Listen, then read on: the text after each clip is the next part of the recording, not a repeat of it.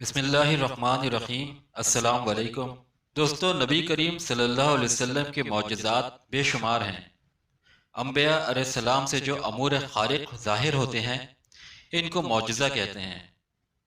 انبیاء سابقین کے بھی بہت سے معجزات قرآن کریم اور احادیث میں موجود ہیں، لیکن نبی کریم صلی اللہ علیہ وسلم کے معجزات بکثرت ہیں۔ دوستو، آج سے ہم حضور صلی اللہ علیہ وسلم کے معجزات پر مشتمل ویڈیو کا سلسلہ شروع کر رہے ہیں، تو آئیے دوستو ویڈیو کو شروع کرتے ہیں۔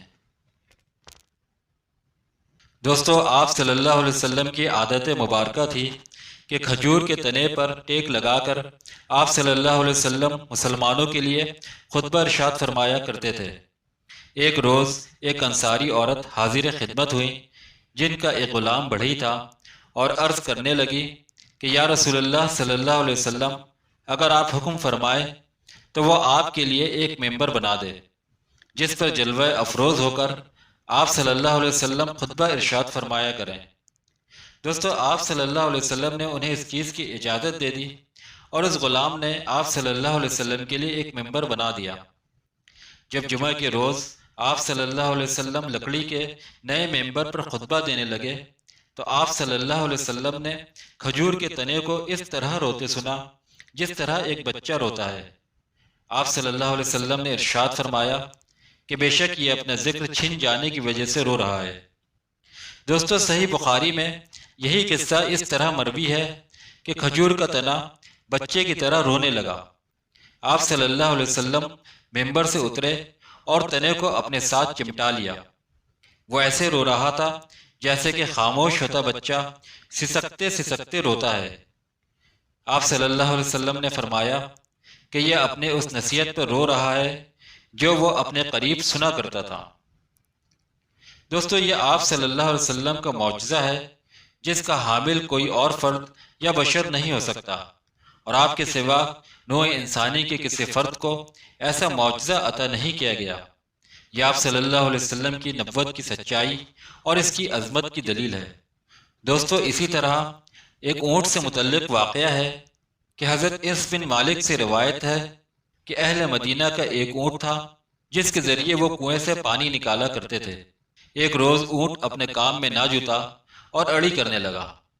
انصاری آپ صلی اللہ علیہ وسلم کے پاس آ کر کہنے لگے، یا رسول اللہ، ہماری اونٹ جس کے ذریعے ہم پانی نکالتے تھے ہماری نافرمانی پر اتر آیا ہے اور اپنے کام میں لگنے سے انکار کر رہا ہے۔ یا رسول اللہ صلی اللہ علیہ وسلم، ہماری کھیتی اور کھجوریں خشک ہو چکی ہیں۔ دوستو، آپ صلی اللہ علیہ وسلم ان کے ساتھ اس کے باغ میں داخل ہو گئے جس میں وہ اونٹ تھا، یا اس جگہ پہ داخل ہو گئے جسے اونٹ کی راحت کے سبب دیواروں میں محصور کر دیا گیا تھا۔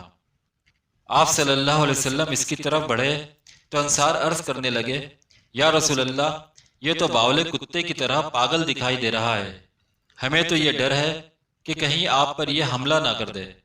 دوستو، آپ صلی اللہ علیہ وسلم نے فرمایا کہ مجھے اس سے کوئی خطرہ نہیں۔ جب اونٹ نے آپ صلی اللہ علیہ وسلم کو دیکھا تو آگے بڑھا اور آپ کے سامنے سجدے میں گر گیا۔ آپ صلی اللہ علیہ وسلم نے اس کو پیشانی سے پکڑ لیا۔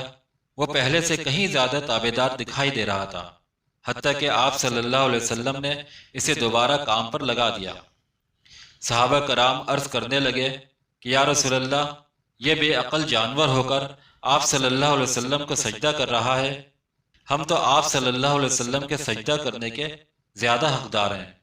تو آپ صلی اللہ علیہ وسلم نے فرمایا کہ کوئی انسان دوسرے انسان کو سجدہ نہیں کر سکتا، اگر کوئی کر سکتا تو عورت کو حکم دیتا کہ وہ اپنے خاوند کو سجدہ کرے۔ دوستو، صحیح مسلم میں ایک اور قصہ منقول ہے کہ ایک روز آپ صلی اللہ علیہ وسلم بعض صحابہ کے ساتھ انصار کے کسی احاطہ میں داخل ہوئے۔ ایک اونٹ آیا اور بلبلانے لگا، اس کی آنکھوں سے آنسو جاری تھے۔ آپ صلی اللہ علیہ وسلم نے اس کے کوہان اور کان کے پیچھے کی ہڈی پر ہاتھ پھیرا تو اسے سکون آ گیا۔ اس کے بعد آپ صلی اللہ علیہ وسلم نے استفسار فرمایا کہ اس اونٹ کا مالک کون ہے؟ ایک انصاری نوجوان آگے بڑھے اور کہنے لگے، یا رسول اللہ صلی اللہ علیہ وسلم، یہ اونٹنی میرا ہے۔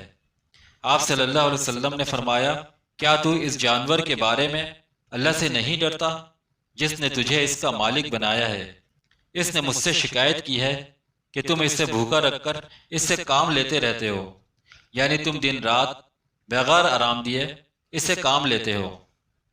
دوستو، آپ صلی اللہ علیہ وسلم کے اس قسم کے معجزات آپ صلی اللہ علیہ وسلم کی نبوت کی نشانیاں ہیں، جو ہر وقت اور ہر گھڑی یہ ثابت کرتے ہیں کہ آپ صلی اللہ علیہ وسلم رسول صادق اور نبی برحق ہیں۔